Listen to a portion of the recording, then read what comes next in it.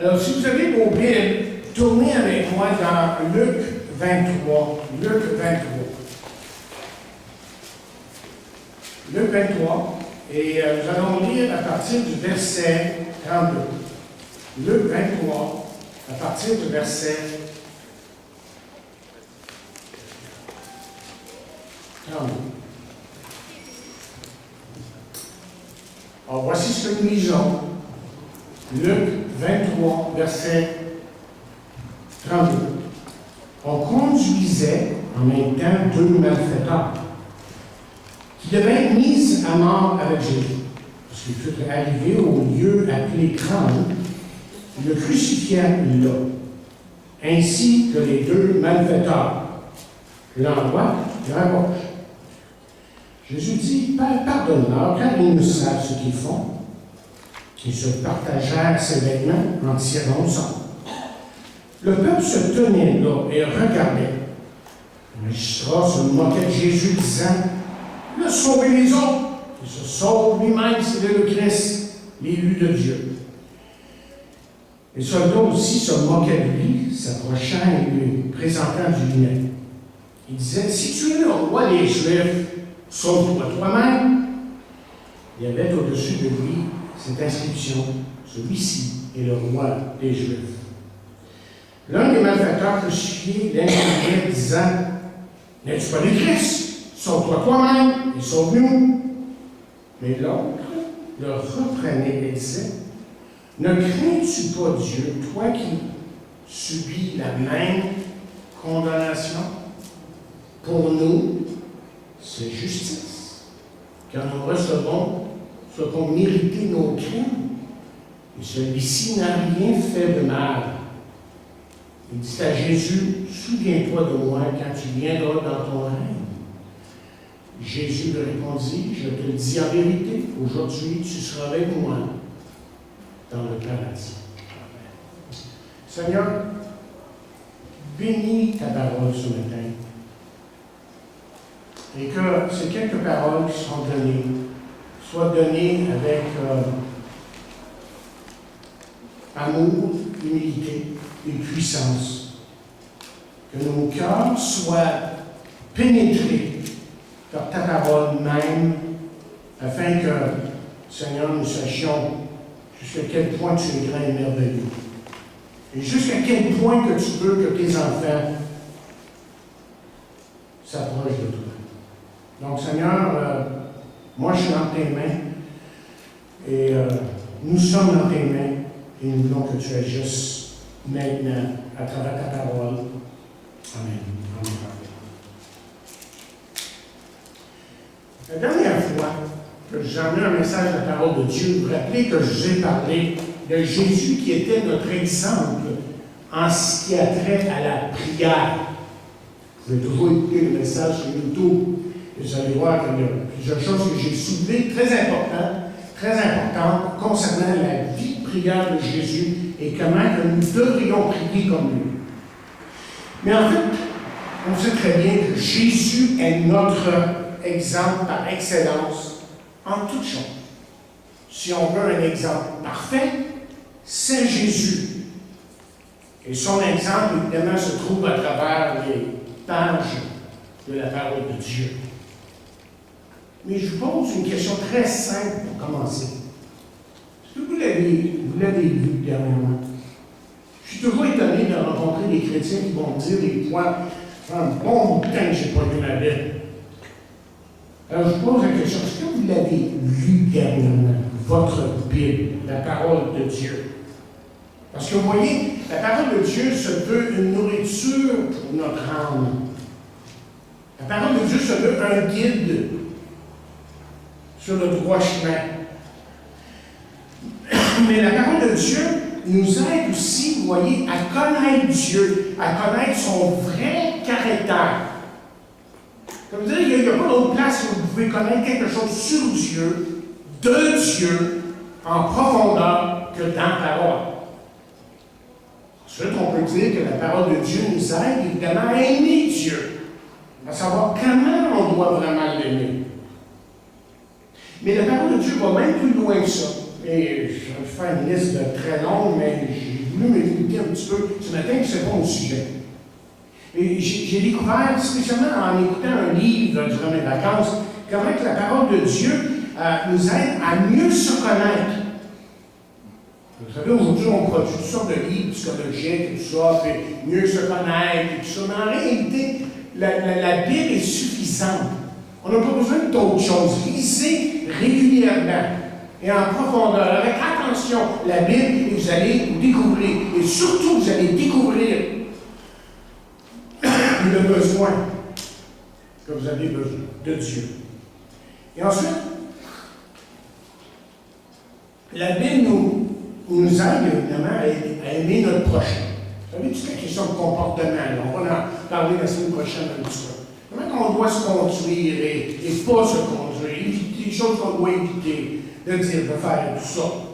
Mais en fin de compte, la Bible nous aide, voyez, elle nous introduit à la gloire et à la majesté de Dieu. Dans un livre que j'ai écouté durant mes vacances, sur la sainteté de Dieu, c'est un classique par R.C. Sproul, il faisait ressortir comment que dans la parole, là, si quelqu'un prend le temps de vraiment sonder les Écritures, que la gloire de Dieu se manifeste dans la parole de Dieu. Alors, celui qui néglige la lecture, la méditation, l'étude de la parole de Dieu, bien, se prive de toutes sortes de bénédictions.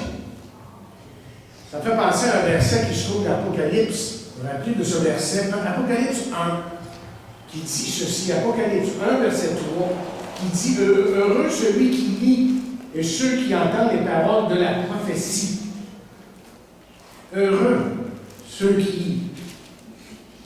lit et ceux qui entendent les paroles de la prophétie. Évidemment, ça a directement rapport avec le livre d'Apocalypse lui-même, mais je pense que le principe, on peut l'appliquer aussi pour toute la Bible. Quand on est dans la parole, je ne sais pas pour vous, là, mais pour moi, quand je me mets à vraiment étudier la parole, à la lire non plus, à vraiment passer du temps dans la parole, il y a quelque chose, j'allais dire, de magique. Mais on sait que ce n'est pas magique. C'est tout simplement le Saint-Esprit qui est en train d'agir, qui nous éclaire et qui nous emmène à vraiment nous approcher du Seigneur. Et ce matin, j'aimerais vous parler d'un autre sujet. J'aimerais vous parler d'un sujet où Jésus, justement, est l'exemple par excellence. Et ce n'est pas un nouveau sujet. J'en ai déjà parlé. Vous savez, Paul dira, cesse de vous rappeler certaines choses parce qu'il est obligé de revenir sur certaines choses parce que c'est avec ces choses-là qu'on vit vraiment la vraie vie chrétienne. Et ce sujet est extrêmement important, actuel, et j'aimerais tout simplement vous parler du pardon. On a chanté pardon. Oui, pardon. Alors, c'était ça. Et j'ai intitulé ce message « La parole du pardon ». Et les moments les plus difficiles pour Jésus, si vous vous rappelez, ont été ceux qui ont précédé sa crucifixion. Okay? D'abord, on le voit là, dans leur hall d'entrée, attendant à être introduit devant le grand prêtre. Et justement là, on se moque de lui, on le frappe littéralement, on blasphème contre lui.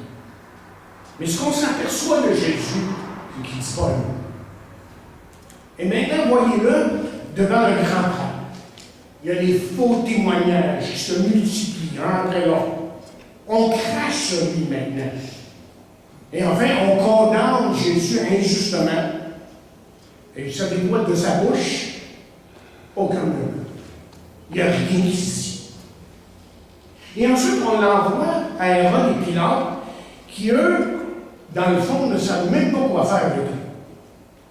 Et là, on lui met comme une robe royale pour se moquer de lui. Et en plus, on lui pose une couronne d'épines, des épines à peu près ça de long. C'est ça, là. C'est ça, là. On mettait ça dans sa tête. Sur sa tête. Et encore là, qu'est-ce qu'on voit? On voit Jésus qui ne dit pas un mot. On voit un Jésus qui demeure soumis à sa mission sans dire un mot. Et maintenant, Jésus est sur le chemin du calvaire. Il est en route vers le calvaire. Et les gens, ils continuent à se moquer de lui, évidemment. Mais là, rendu à ce point-là, Jésus est très fatigué, comme vous le savez. Il est complètement épuisé. Il tombe à quelques reprises sous le poids de la croix qu'il porte. Et arrivé à l'endroit de la crucifixion, bien, on le crucifie. Et dans sa douleur, il n'y a pas un mot qui se dit. Il ne dit absolument rien. Mais il souffre. Il souffre. Regardez les soldats, parce qu'il est rendu là, qui se moquent de lui en disant, si tu es le roi des Juifs, bien sauve-toi toi-même. Et c'est d'abord que Jésus a parlé. C'est vraiment intéressant de voir où Jésus a parlé. Et la question, c'est, quelles sortes de paroles sont sorties de sa bouche? Est-ce que c'est des paroles qui condamnaient tout le monde? Est-ce que c'est des paroles qui faisaient des reproches à tous ceux qui étaient là? Des paroles, même, on pourrait dire, de désespoir? Pas du tout. Ce qui est sorti de sa bouche, vous savez, c'est quoi? C'est une prière. C'est une prière à son Père où Jésus dit, Père, pardonne-leur, car ils ne savent ce qu'ils font. Et là, je veux que vous captez avec moi ce matin toute la grandeur ici de l'amour de Dieu dans ses paroles. Alors, permettons aux paroles de Jésus de nous parler, de faire une empreinte dans nos vies pour que nous soyons justement comme Jésus. J'espère que c'est ça que vous voulez être. De plus en plus comme Jésus. Alors, sur la croix, la chose principale que Jésus a faite, c'est qu'il a prié. Il a prié. Oh, il aurait pu appeler, comme vous savez, les légions d'anges pour le délivrer. Il aurait pu faire venir le feu du ciel, consumer tout le monde qui était là devant lui. Il aurait pu faire tout ça. Mais plutôt que de faire ça, il a prié. Père, pardonne-leur, car ils ne savent ce qu'ils font. Alors, la première question qu'on se pose, c'est pour qui a-t-il prié? Probablement pour les soldats qui étaient là devant lui et qui l'ont crucifié. Pour la foule qui s'écria, crucifie-le, crucifie-le. Il priait aussi, je pense, pour le grand prêtre et les autres qui disaient, il a sauvé les autres, il a sauvé les autres, mais il ne peut se sauver lui-même. Et aussi, je pense qu'il a prié pour Pierre. Pierre qui l'avait relié, évidemment. Mais vous savez quoi? Moi, je pense que là, sur cette croix, que Jésus a prié pour nous. Le vieux cantique, le vieux gospel, c'est pas un vieux gospel, c'est pas si vieux que ça. Diane le connaît, Barbara le connaît. Hein? Le vieux gospel, le gospel dit, lorsqu'il était sur la croix, j'étais déjà dans ses pensées. Lorsqu'il était sur la croix en train de souffrir le martyr, j'étais déjà dans ses pensées. Et c'est nos péchés qui portaient, évidemment. Ésaïe, lui, il avait prédit, en avait parlé 800 ans avant même que ça se produise, cette crucifixion-là. Et Ésaïe avait vraiment décrit exactement ce qui se passait en Jésus. Dans Ésaïe 53, il dit, mais il était blessé pour nos péchés, brisé pour nos iniquités. Mais voici une autre question. Pour quelle raison a-t-il prié? Mais la réponse est assez évidente, c'est pour le pardon, évidemment. Et là, il a prié pour Pierre. Je reviens sur Pierre, pour que Pierre soit pardonné, restauré sur lui, à cause de ces, pas juste un, deux reniements, mais au fois, il a renié Jésus. Pilate avait besoin d'être pardonné, évidemment, pour sa lâcheté. Et les pharisiens avaient besoin d'être pardonnés, avaient besoin de trouver ce pardon à cause de leur hypocrisie. Et vous savez, en ce qui a trait à nos péchés, à nos propres péchés, on peut faire bien des choses. On peut essayer de réparer le tort qui a été fait. Vous savez, si on a péché contre quelqu'un ou fait quelque chose qu'on sait qui brise le cœur de Dieu sur nous, on peut essayer de réparer ce tort de différentes façons.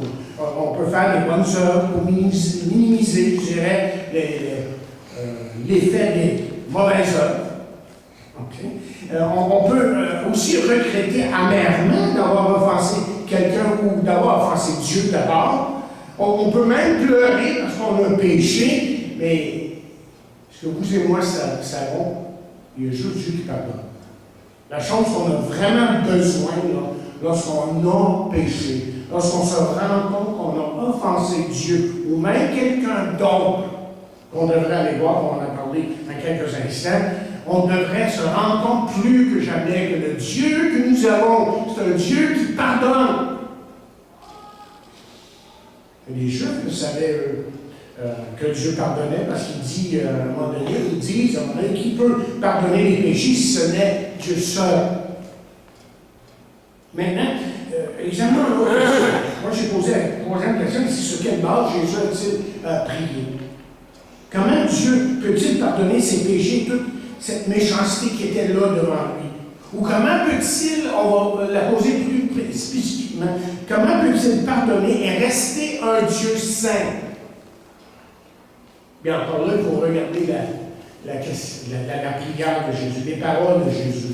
Et si Jésus peut dire à son Père, Père, pardonne-leur, car ils ne savent ce qu'ils font, c'est parce qu'il y avait d'autres choses qui étaient sous-entendues ici. Vous voyez, Jésus aurait pu dire, Père, pardonne-leur et condamne-moi. Parce que justement, c'est notre condamnation qui doit porter sur la croix. Et justement, l'apôtre Paul, dans 2 Corinthiens 5, verset 21, nous dit ceci. Il y a une exhortation là, où il commence par ces paroles. Il va dire, soyez réconciliés avec Dieu. Ah, c'est bien. Soyez réconciliés avec Dieu. Mais là, ensuite, il nous dit sur quelle base qu'on est réconcilié avec Dieu. Hein? Dans 2 Corinthiens 5, 21, il dit, celui qui n'a point connu le péché, il a fait devenir le péché pour nous, afin que nous devenions en lui justice de Dieu. Comment dire, sur la croix, il y a eu une transaction. Il a porté nos péchés. Moïse a prié pour le pardon des péchés de son peuple. Il était même prêt, on rappelle à un moment donné, il dit à Dieu, écoute, ça veut dire de m'éliminer, que moi je sois perdu, tout le reste. Je dis ça comme ça qu'il dit, évidemment, mais c'était l'idée. C'est correct. C'est bon que les autres soient sauvés. Et Paul avait la même idée à un moment donné. Si vous allez dans Romains 9, comment il dit ça exactement? Il n'est pas écrit le verset devant moi. Le Romains 9, verset 8, grand chapitre 9 de Romains. Quel chapitre? Wow, chapitre 9 de Romains. Il dit, quand je voudrais moi-même être anathème. Moi, je vais être rien, rejeté si vous voulez. Et séparé de Christ, mes frères, mes parents, selon la chair. Oui, mais seul Jésus peut faire ça. Il y a juste Jésus qui peut offrir un sacrifice qui est parfait. Et la Bible nous décrit à maintes reprises, et le temps nous manque de prendre trop de versets ce matin, mais la Bible nous décrit comment le sacrifice de Jésus était parfait, exactement ce que Dieu voulait. Et la Bible nous dit, sans effusion de sang, il n'y a point de pardon. Mais remarquez encore une fois les paroles de Jésus. Okay, on revient sur les paroles. Père, pardonne-leur car ils ne savent ce qu'ils font. Parce qu'il me semble que quand on lit ces paroles-là, je le sens comme supplier. Il y a une supplication ici. Et première réaction que j'ai eue un petit peu en relisant ce texte, c'est que est-ce que Jésus était en train de banaliser ici le péché de ces gens-là? Est-ce qu'il était en train de prendre à la légère leur action, en train de les excuser? Oh, c'est pas grave, tout ce qu'ils ont fait là. C'est correct, Seigneur. Non, je pense que c'est tout à fait le contraire qui arrive ici. Jésus ne voulait pas dire qu'ils étaient innocents. En tout cas, Dieu ne les voyait pas innocents. Dans Romains 3e chapitre, vous avez juste à lire là, à partir de, je ne sais pas quel verset exactement, vous allez trouver, il n'y a point de juste, point d'innocent. Il y a toute une liste de choses qui sont dites là, sur la condition de l'homme et qu'on est tous pécheurs en fin de compte. Et le fait que Jésus a prié ces paroles indique qu'ils étaient coupables. Père, pardonne-leur, car ils ne savent ce qu'ils font. Mais ce qui devient évident, très évident dans ces paroles-là, c'est que ces gens qui sont là devant Jésus, et qui l'ont crucifié n'ont pas reconnu l'énormité de leur péché. Jusqu'à quel point que leur péché était énorme. Et dans la Bible, il y a toutes sortes de récits qu'on pourrait lire, là, qui nous montrent que les gens ne réalisent pas que c'est grâce qu'ils font. Là. C'est extrêmement, les conséquences s'en suivent. On a juste à prendre la Diane. Hein? Le monde est tombé dans le péché. On est né pécheurs. La Diane. Merci Adam. Et c'est simplement Adam nous reflète. On est des pécheurs. Sans son lui, là. David est avec Bathsheba.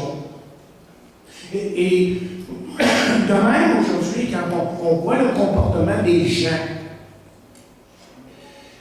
on voit bien que les gens ne réalisent pas les conséquences de leur péché. Juste partager quelque chose, pardon, mais partager quelque chose hier le soir concernant le mariage du même sexe et tout ça, et comment que l'auteur, je pense que c'est un site que tu es en train de dire, ça c'est vraiment une, comment on dit ça en français? Un watershed, un shed, c'est vraiment un point là où, un point de non-retour. Une fois que tu vas là, tu es en train de marier les gens du même sexe, que tu acceptes ça, tu es en train de détruire la société et ce que Dieu lui-même a créé. C'est grave, les gens ne réalisent pas ce qu'ils sont en train de faire. Les gens ne reconnaissent pas ce que ça coûtait à Dieu. Dieu a tellement aimé le monde qu'il a donné son Fils. Il a fallu qu'il donne ce qui était le plus précieux. Mais les gens ne réalisent pas ce que ça leur coûte. On ne le voit pas tout de suite. Tu sais, il n'y a pas de conséquences drastiques là, sous le coup. Mais malheureusement, les conséquences sont là à la longue. Il y a des choses que je pourrais dire, mais je vais essayer d'éviter d'en dire certaines, parce que je ne veux pas pointer personne, mais franchement, là, des fois, je me demande s'ils connaissent le moindrement la parole de Dieu, comment peut-elle vivre comme ça?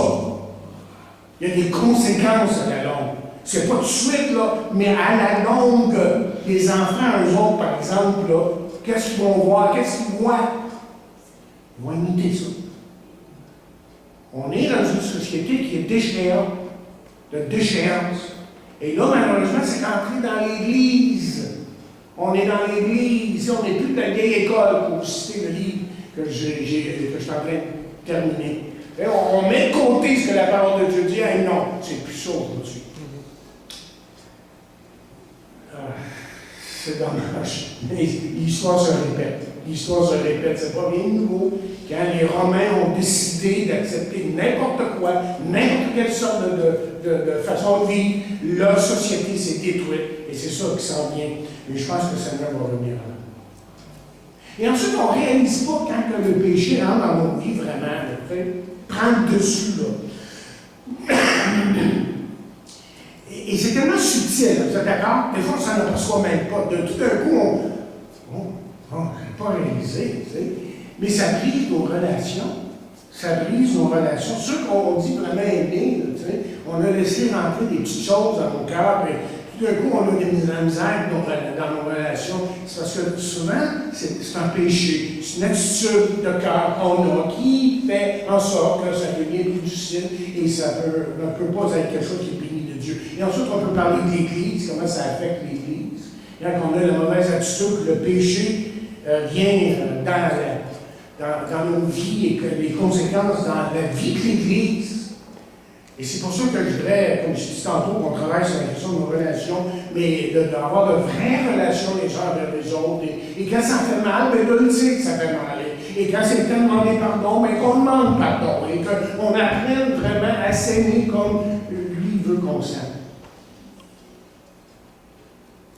Je ne sais pas si vous réalisez jusqu'à quel point que le péché coûte.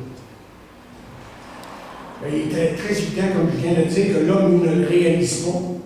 Mais vous savez quoi? Un jour, il va le réaliser, parce que la Bible nous parle, évidemment. Un jour que tout homme, pas tout homme, pas les enfants de Dieu, mais tous ceux qui ne connaîtront pas Christ vont se présenter devant le grand trône blanc. Et ça, c'est une image de la sainteté de Dieu. Quand ils vont être devant la sainteté de Dieu, ils vont se voir comme pécheurs et perdu. Ça va être trop tard à ce moment-là. Ça va être trop tard.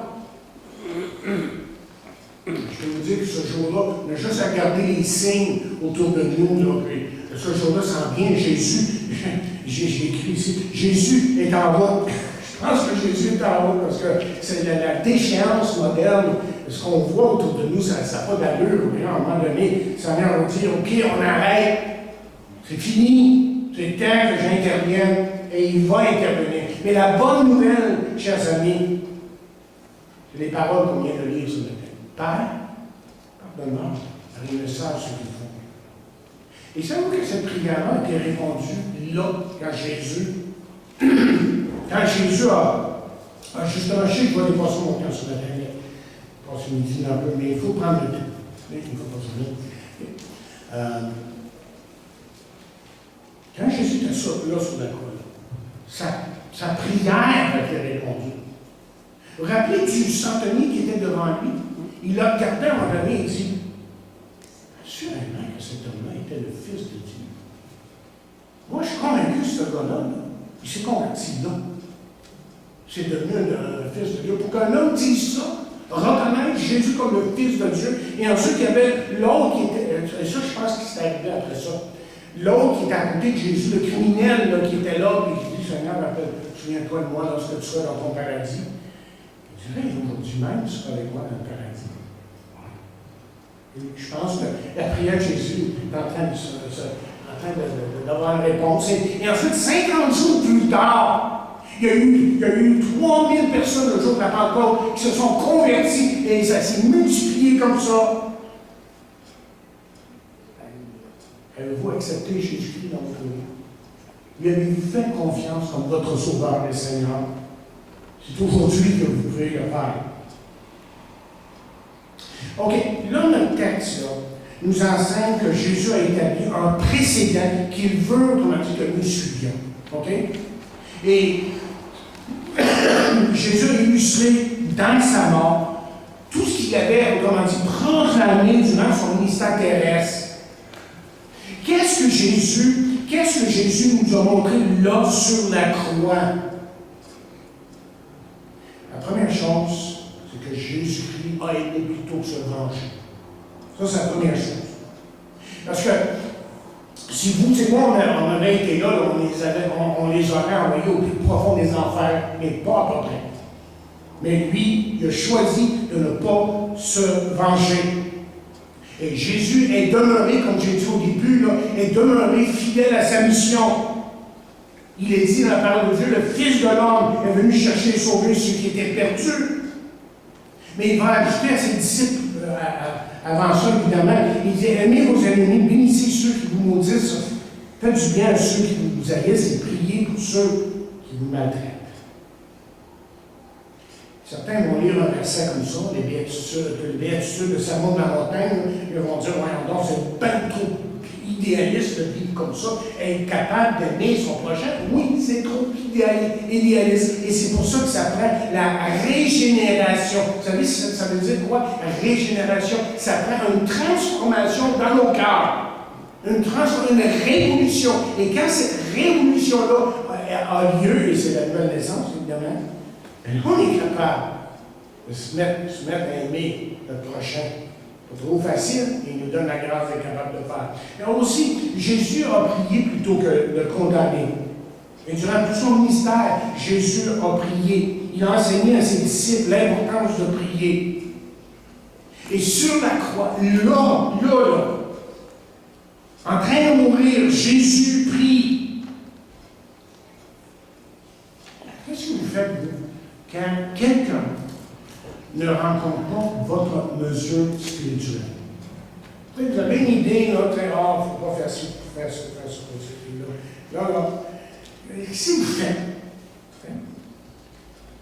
Bien, la parole de Dieu nous dit qu'est-ce qu'on devrait faire. C'est ça qui est important. Et si vous voulez tourner vite avec moi dans Matthieu 18, là, c'est très clair. Hein?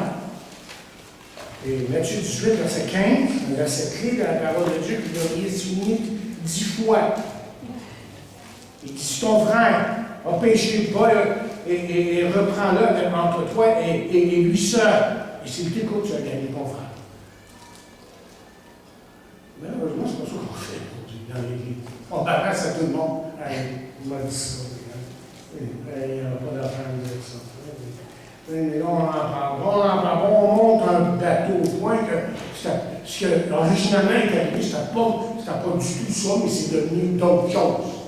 Et c'est pour ça que dans Colossiens maintenant, si vous allez dans Colossiens, le 3e chapitre, le verset 13, l'exhortation suivante, elle nous est donnée. Il dit, supportez-vous les uns les autres. Et si l'un a un sujet de se plaindre de l'autre, pardonnez-vous réciproquement. De même que Christ nous a pardonné, pardonnez-vous aussi. Mais vous savez, j'ai l'impression des fois qu'il y a bien des gens dans l'Église qui pensent que le pasteur, c'est un pompier. OK? Il y a un problème, là. Ça dit des teintes, ce feu-là. C'est un pompier. Et là, le pasteur, il se fait prendre. Tu vas lui parler. Non, tu t'en vas lui parler. Si tu arrives, là, tu prends des détours, tu prends des gants blancs, puis tu commences à parler de situation. Qu'est-ce qui t'est arrivé exactement? On ne veut pas juger d'avance. Moi, on veut. Qu'est-ce qui t'est arrivé? Là, la personne te raconte l'histoire, puis c'est pas pareil du tout. On fait quoi avec ça? Vous voyez pourquoi c'est important d'aller selon la parole de Dieu? Si quelque chose en toi, puis ton frère va le voir. Règle ça. Pas pour voir le pasteur. Il y a bien des choses qui se régleraient si les gens se parlaient l'un à l'autre, tout simplement, et tout d'un coup, ben, j'ai pas réalisé. Et puis, combien de fois ça arrive, ça? Hein? Même moi, je vais avoir une personne, puis. C'est pour ça que je vous l'ai dit. Puis, ça se règle assez vite. La Bible ne parle jamais pour rien. Et désobéir à la parole de Dieu, bien, démontre que probablement qu'on a jugé la personne d'avance. Et parfois, oui, il y a des situations où on dirait qu'on ne peut pas régler. C'est difficile d'aller parler à la personne. Alors, si c'est le cas, la chose à faire, c'est prier. Au moins faire ça. Juste faire ça, se taire et prier. Jésus n'a jamais perdu l'espoir. Vous voyez ces gens qui sont devant Jésus. Ils sont endurcis, méchants. Mais Jésus sait que malgré ça, que ceux qui sont, et là je vais être un petit peu théologique, sont choisis de Dieu, ne sont pas hors de la portée de Dieu. Ceux qui sont choisis ne sont pas hors de la portée de Dieu. On a tendance, nous, vous voyez, à désespérer à certains moments. On voit des situations où il n'est vraiment pas intéressé. Je me rappelle la dernière fois, je suis allé voir un couple, et puis, à un moment donné, j'ai eu l'opportunité d'emmener l'Évangile. Et puis, aussitôt, j'ai commencé. Tout ça va. La femme a continué. Là, il est revenu, tu sais. Oh, le mal au dos. Mais en réalité, il y a eu une réaction. Aussitôt que j'ai commencé à parler de l'Évangile, c'est vrai. Parti l'autre bord, qui est revenu une minute après. Mais, tu sais, on se dit, rien, non, Seigneur, ce moment-là. Non, souvent, c'est ceux-là qui viennent. C'est ceux-là qui viennent. Et si Jésus a pu prier pour ces gens-là qui étaient devant nous, bien, nous, on peut prier même pour les cas les plus difficiles. En fait, et là, je termine. Jésus a pardonné parce qu'il a vraiment aimé. Il y a vrai, sur cette croix-là, toute la grandeur, la splendeur et toute la puissance de l'amour de Dieu qui se manifestait. Et le message est clair pour nous, n'est-ce pas? Il était prêt à pardonner à ceux qui lui avaient fait du mal, et les soldats, et les Pharisaïens, Pierre et d'autres. N'avait-il pas lui-même enseigné, pardonne-nous comme nous pardonnons à ceux qui nous ont offensés? Et Pierre me rappelle à un moment donné, il dit, combien de fois que je dois pardonner? Hein, il m'a dit ça. Il dit 70 fois. Ça veut dire tout le temps. Tu ne dois jamais cesser de pardonner. Et voilà comment que nous, on a à pardonner, à ne pas compter de prix ce côté-là. Parce que le contraire apporte avec lui toujours des conséquences très graves. Très graves. Laissez-moi vous laisser avec trois pensées. Je n'ai pas le temps de les développer. Le terme. J'écris ici, celui qui ne pardonne pas se place sous une autorité dangereuse et explosive. On appelle ça la vengeance. Tout le temps, la vengeance vient. Et ça peut faire beaucoup de temps. Deuxièmement, celui qui ne pardonne pas deviendra excessivement préoccupé des fautes des autres et sera incapable de voir la faute qui est dans son œuvre. Devient tellement préoccupé que le défaut de l'autre et les paroles de l'autre, que là, tu ne vois pas, toi, là, que, hey, le problème, là, il est là. Troisièmement, celui qui ne pardonne pas, ou qui limite, je dirais même, son pardon, place le présent et le futur sous la tyrannie du passé. Alors, qu'est-ce qu'on va faire? Est-ce qu'on va imiter Jésus? On a besoin d'imiter Jésus. Et on va parler de nos relations la semaine prochaine. Préparez-nous avec des idées, mais on va se mettre devant la table du Seigneur la semaine prochaine et vraiment être transparent devant lui et même devant nos frères et sœurs, afin que nous vivions une belle communion dans cette Église, une réelle communion, mais une communion qui est d'abord en lui. Que Dieu nous bénisse.